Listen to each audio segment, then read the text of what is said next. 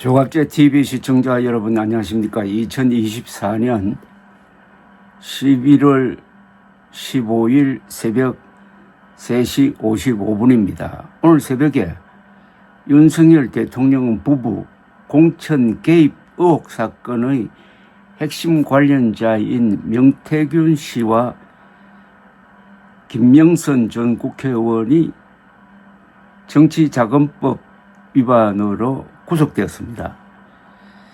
공천을 받은 대가로 명태균 씨에게 세비는 국회의원의 월급입니다. 세비를 건넨 혐의를 받고 있는 김명선 전 국민의힘 의원은 혐의를 부인했지만 구속되었습니다.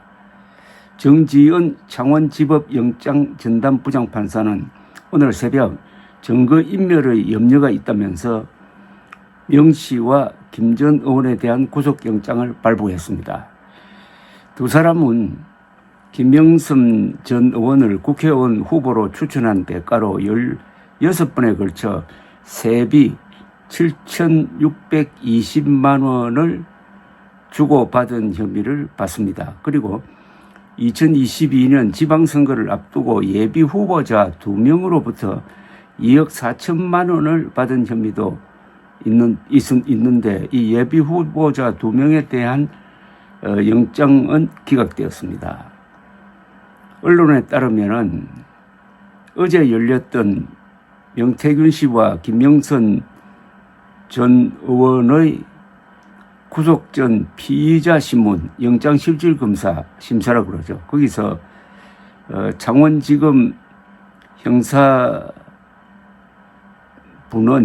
검사 5명을 투입해가지고 두 사람은 정치적 공동체다 라고 주장을 하면서 김 전 의원이 명태균 씨의 결정과 지시에 따라 행동했다는 취지로 이야기를 했다고 합니다. 명태균 씨에 대해서는 휴대전화를 모두 불태우러 간다고 한 발언 등을 근거로 증거인멸 우려를 강조했다고 합니다. 검찰은 김 전 의원도 휴대전화를 교체하고 가족, 변호인과 연락을 끊고 잠적하는 등 증거인멸과 도망의 염려가 있다고 주장을 했고 이게 받아들여져서 영장이 발부가 되었습니다. 그리고 명태균 씨가 김건희 여사로부터 2차례에 걸쳐서 돈봉투를 받았다고 검찰에 진술한 사실이 이렇게 밝혀져 가지고 이것도 크게 또 보도가 되었습니다. 그래서 이 돈봉투의 성격에 대해서 앞으로 검찰이 김건희 여사를 조사할 수밖에 없다고 보여집니다. 명 씨는 검찰 조사에서 2번 돈을 받은 기억이 있다. 교통비 정도였다. 정확한 시기나 액수는 기억에 나지 않는다고 진술을 했지만은 검찰이 휴대전화에서 확보한 돈봉투 사진을 제시하니까 기억나는 것은 2021년 9월에 돈을 받았다. 500만 원을 받았다고 진술했다고 합니다. 이때는 윤석열 전 검찰총장이 국민의힘 입당 후에 당내 경선에 막 뛰어든 시점으로 봉투에는 김 여사가 운영한 전시기획사인 호바나 컨텐츠의 이름이 적혀 있었습니다. 이 사건의 핵심은 윤석열 부부가 명태균 씨로부터 어떤 도움을 받았고 김명선 전 의원에게 어떤 도움을 주었고 이것이 어떤 법에 위반되는가일 겁니다. 이를 밝히기 위해서는 김건희, 윤석열 두 사람을 조사해야 한다는데 문제의 심각성이 있습니다. 언론은 이 사건을 이제 윤석열 부부 공천 개입 의혹이라고 장명을 하고 있습니다. 검찰도 이제는 이 방향으로 수사를 확대하지 않을 수 없게 되었습니다. 명태균 씨가 김명선 전 의원의 공천이 확정되기 전날인 2022년 5월 9일 윤 대통령 부부와 통화한 정황을 확보했고 민주당은 이미 윤 대통령과 명 씨의 통화 내용을 공개한 바가 있습니다. 이 녹취록에는 윤 대통령이 명태균 씨에게 김명선 일을 공천 좀 해주라 했는데 말이 많네 당해서라고 말하는 내용이 들어 있었습니다. 명 씨는 지난 8일 9일 검찰 조사에서 윤 대통령 부부와 통화한 사실을 인정을 했습니다. 다만 명 씨는 통화한 내용이 담긴 녹음 파일 원본은 없다. 김 여사와는 공천 관련 이야기를 하지 않았다고 진술한 것으로 전해졌습니다. 검찰은 범죄 혐의와 상관없이 제기된 의혹에 대해 사실관계를 파악한다는 방침을 세웠다고 하니까 김건희, 윤석열 두 사람을 뭐 어떤 형식으로든지 조사하지 않을 수 없게 되었습니다. 그리고 명 씨로부터 김 여사에게서 돈 봉투를 2차례 받았다는 진술도 확보한 만큼 여기에 대한 조사도 해야 되게 되어 있습니다. 자, 이렇게 되면은 성격이 김건희, 윤석열 두 사람의 공천 개입 의혹인데 이 공천 개입이 불법이냐 아니냐는 겁니다. 대통령실에서는 공천 개입 사실을 부인하고 윤석열 대통령도 그런 사실을 부인을 했지만은 이번에 영장 청구 내용과 조사 과정에서 확보된 돈을 2차례 받았다. 그리고 윤석열 대통령에게 퍽 유리한 여론조사를 수십 번 했다.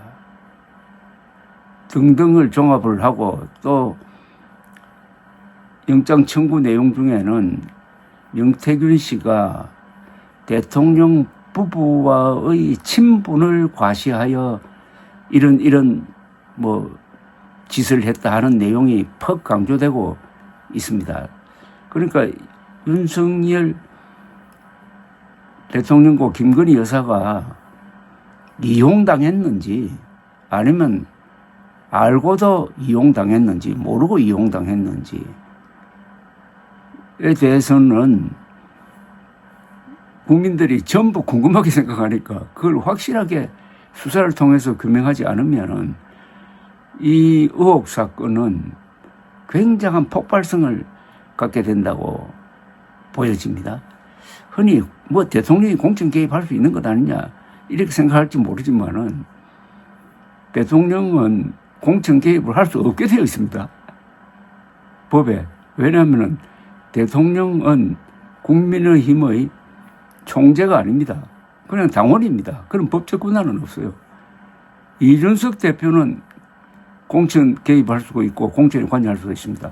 그러나 대통령은 안 됩니다. 물론 대통령 부부도 안 되죠.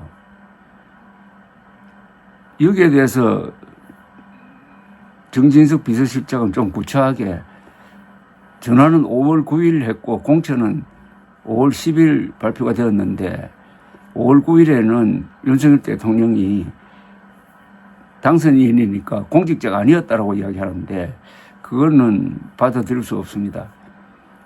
판례에 따르면은 윤석열 대통령이 국민의힘 대통령 후보로 확정되는 순간부터 공직자로 간주해가지고 무슨 불법을 저질렀을 때는 공직자로 간주해서 처벌하도록 그렇게 되어 있습니다.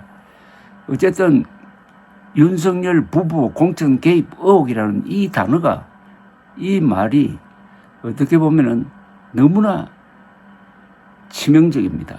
문제는 이것 말고도 더 터져 나올 일들이 많을 것이라는 점입니다. 윤석열 대통령과 그 부인의 문제는 비밀 유지가 안 된다는 겁니다.